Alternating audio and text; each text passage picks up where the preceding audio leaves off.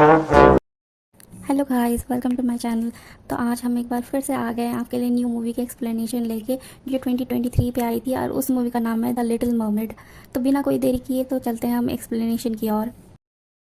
Movie की शुरुआत समुद्र से होती है। अब ये तो हम सब जानते हैं कि एक दुनिया समुद्र के ऊपर है और दूसरी उसके अंदर, पर इन दोनों का मिलाप क्या रंग लाएगा ये आज हम देखेंगे। एक बड़ा सा जहाज समुद्र के ऊपर से गुजर रहा होता है। उस जहाज के लोगों को यकीन था कि मर्मेड यानी जलपरी होती है और उन्हें राज का शहजादा और हमारी मूवी का हीरो एरिक भी था, जो उन सब लोगों से अलग सोचता और काम करता था। वो उन सब लोगों को ऐसे मर्मेड का शिकार करने से रोकता है। अब हमें समुद्र के नीचे की खूबसूरत दुनिया दिखाई जाती है। सीन समंदर के राजा किंग ट्राइटन पे शिफ्ट होते हैं, जो आज अपनी सातों बेटियों के साथ मिलने वाले थे, लेकिन हमेशा की तरह उनकी सबसे छोटी और चुलबुली बेटी एरियल वहाँ से गायब थी। जिस पर राजा ट्राइटन को गुस्सा तो बहुत आता है, पर वो अपने गुस्से पे काबू पाते हुए क्रैब यानी केकड़े को उससे ढूंढने भेज देते हैं। सीन्स हमारी प्यारी से हीरोइन एरियल पे शिफ्ट होते हैं, जिसे समुद्र से ज्यादा उसे बाहर की दुनिया में दिलचस्पी थी, इसीलिए वो मना होने के बाद भी घर से दूर निकल जाती थी, जहाँ उसे डूबे हुए जहाज में से इंसानी चीजें जमा करने का बहुत शौक था।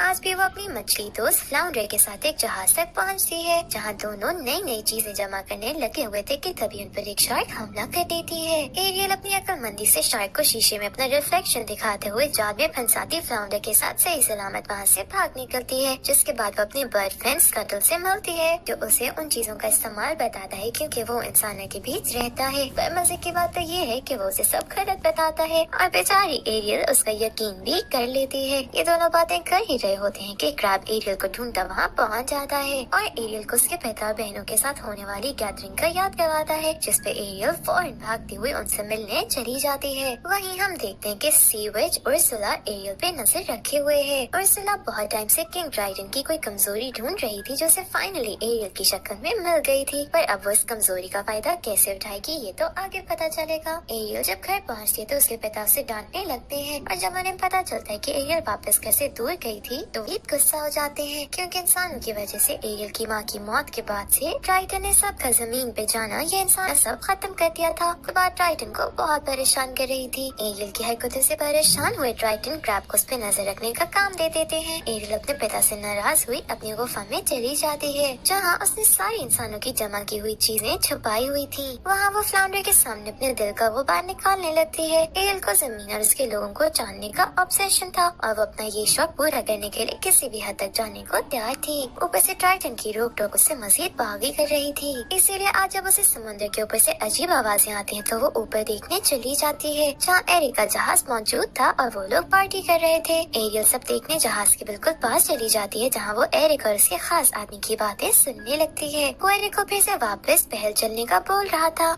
यही नहीं उसे एक राजा की तरह एक्ट करने को भी समझा रहा था, पर एरिक तो एक आम इंसान की तरह जिंदगी गुजारना चाहता था। एरियल को एरिक बहुत पसंद आ जाता है, लेकिन तभी एकदम समुद्र में तूफान आ जाता है, जिसकी वजह से इनका जहाज पहाड़ की चोटी से जा टकराता है। सिर्फ यही नहीं, जहाज में आग भी लग जाती है और लोग अपनी जान बचाने के लिए इधर उधर भागने लगते हैं। एक एक करते सब पानी में छलांग लगाते बोट लिए निकल रहे होते हैं कि एरिक देखता है कि उसका डॉग आग में फंस गया है, जिस पर वो उसे बचाने भागता है और अपनी जान पे खेलता अपने डॉग को बचा के पानी में फेंक देता है। और खुद एरिक जब पानी में छलांग लगाने लगता है तो इम्बैलेंस हुए पानी में गिरता बेहोश हो जाता है। एरियल अपने हीरो को मरने तो दे नहीं सकती थी। एरियल एरिक को बचाने पहुंच जाती है, जिसे वो बहुत मुश्किल से ही सही पर किनारे तक ले आती है। क्रैब और स्कटल जब ये मंजर देखते हैं तो बहुत परेशान हो जाते हैं, क्योंकि अगर राजा ट्राइटन को ये सब पता चल गया तो वो तो एरियल को जान से ही मार देंगे। इसलिए वो दोनों इस राज को अपने सीने में दफन करने का फैसला करते हैं। वहाँ एरियल को तो पहली नजर में ही एरिक से मोहब्बत हो जाती है और वो उसे होश में लाने की कोशिश करने लगती है। तभी थोड़ा सा होश में आते ही एरिक को एरियल की हल्की सी झलक नजर आती है और उसकी सुरीली आवाज में गाना सुन लेता है कि तभी सिपाही एरिक को ढूंढते वहाँ पहुँच जाते हैं, जिसमें एरियल वापस पानी में छलांग लगा देती है, जबकि वो लोग एरिक को लिए महल की तरफ निकल जाते हैं। अब और कोई ये देखे ना देखे, लेकिन उर्सुला सब देख रही थी, जो मन ही मन में कोई खिचड़ी भी पकाने लगी हुई थी। क्रैब का तो एरियल की हरकतें देख देख के परेशानी से बुरा हाल हुआ पड़ा था, पर एरियल सबकी परवाह किए बगैर अपनी मस्तियों में लगी हुई थी और इस बार तो वो अपने साथ एक स्टैचू ही उठा लाती है। क्रैब एरियल को समझाने की नाकाम कोशिश में लग जाता है और उसे समंदर के फायदे बताते हुए इसी को अपना सब कुछ समझते हुए यहीं खुश रहने को कहता है ताकि वो जमीन और इंसानों के बारे में भूल सके। उससे कुछ समझ नहीं आता, इसीलिए एरियल भी क्रैब की बातें एक कान से सुन के दूसरे से निकाली जा रही थी। सीन्स महल पे शिफ्ट होते हैं जहाँ रानी का एरिक के लिए परेशानी से बुरा हाल था, पर अब एरिक ने एक नई जिद पाल ली थी और वो उस लड़की को ढूंढना था जिसने उसकी जान बचाई। रानी उसे समझाने की बहुत कोशिश करती है कि उसे अब सीरियस होकर किंगडम के बारे में सोचना होगा, पर एरिक के सर पे एक ही भूत सवार था और वो उस लड़की को ढूंढने का था जिसके लिए वो किसी भी हद तक जाने को तैयार था। जैसे समंदर के अंदर कोई एरियल की फीलिंग समझने वाला नहीं था, उसी तरह जमीन पे एरिक को समझने वाला कोई नहीं था। इसीलिए एरिक उदास व समुद्र के किनारे जाके गाना गाते हुए अपने दिल को हल्का करना शुरू हो जाता है और खुद से वादा करता है कि वो उस लड़की को ढूंढ कर रहेगा जिसने उसकी जान बचाई। उसे यकीन था कि अगर वो दोबारा अपनी जान को खतरे में डालेगा तो वो लड़की उसे बचाने जरूर आएगी। सीन्स एरियल पे शिफ्ट होते हैं जो अपने नए नए प्यार की वजह से अब खोई खोई रहने लगी थी।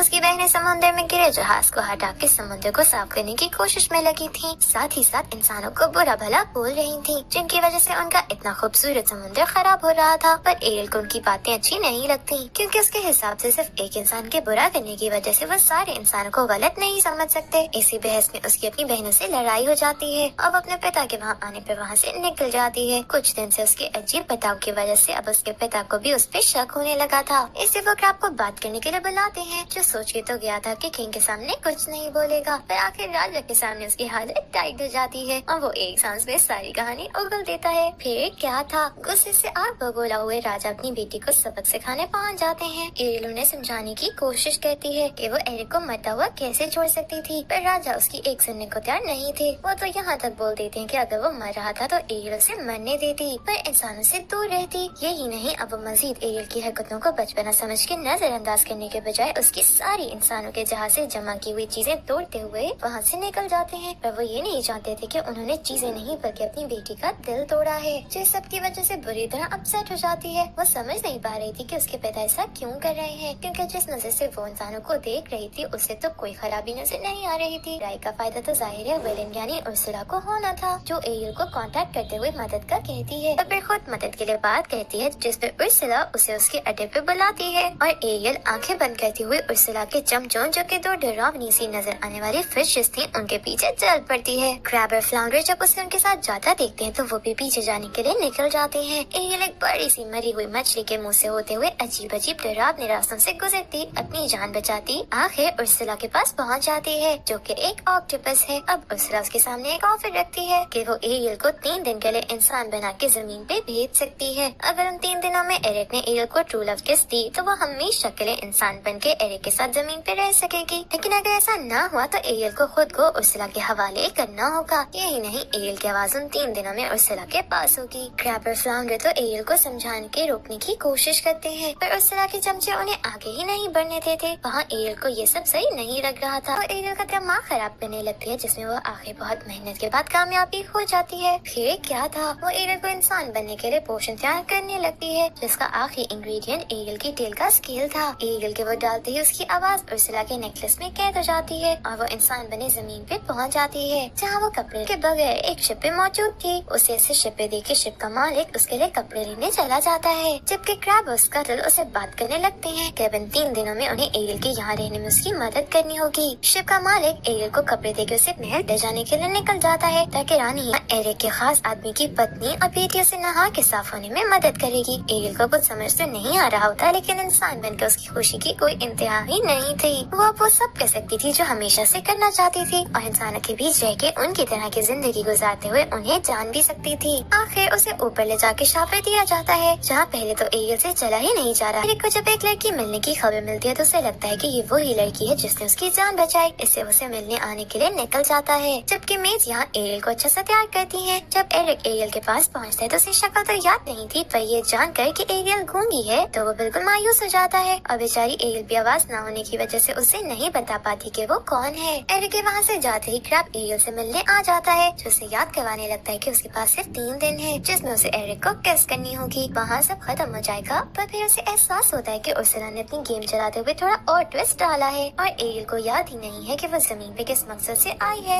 यानी अब जो करना है वो क्रैब को ही करना है, वरना एरियल हमेशा के लिए उर्सुला की कैद में चली जाएगी। थके होने की वजह से एरियल वहीं सो जाती है, जबकि क्रैब और स्कटल आपस में आगे की प्लानिंग करने लगते हैं, क्योंकि अब एरियल की जिंदगी उनके हाथ में थी और वो उसके साथ कुछ गलत नहीं होने दे सकते थे। तभी वो पीछे मुड़ के देखते हैं तो एरियल वहाँ से गायब थी, जो घर में घूमते हुए एरिक की लाइब्रेरी में पहुँच जाती है। क्रैब उसके पीछे से लेने आता है, पर इससे पहले दोनों वहाँ से निकल पाते एरिक वहाँ आ जाता है, जिससे देख के एरियल चुप तो हो जाती है, पर एरिक की नजर से बच नहीं सकती, इसलिए सामने दस्त करती है और वो उन्हें ढूंढ के रहेगा। फिर दोनों अलग अलग चीजों के बारे में बात करने लगते हैं, जहाँ कुछ चीजों का इस्तेमाल एरियल एरिक को बताती है क्योंकि वो समुद्र के अंदर की थी, जबकि बाकी चीजों के बारे में एरिक उसे बताता है। दोनों एक दूसरे की कंपनी को इतना एंजॉय कर रहे थे कि उन्हें तभी एरिक का आदमी आके उसे बताता है कि रानी ने उसे और एरियल को महल बुलाया है, जिस पर दोनों महल जाने के लिए निकल जाते हैं, जहाँ रास्ते में एरिक एरियल को कैरेट चलाने देता है और एरियल बहुत ही कमाल तरीके से घोड़े को काबू करके तेजी से आगे बढ़ने लगती है। आखिर सामने कुछ बकरियों के आने की वजह से उन्हें रुकना पड़ता है, जिस पर एरियल कैरेट से उतर के मार्केट में फिरना शुरू हो जाती है, जहाँ वो इंसानों की चीजें, खाना पीना और कपड़े वगैरह देखती है। उसके लिए ये सब बहुत ही अलग और नया था,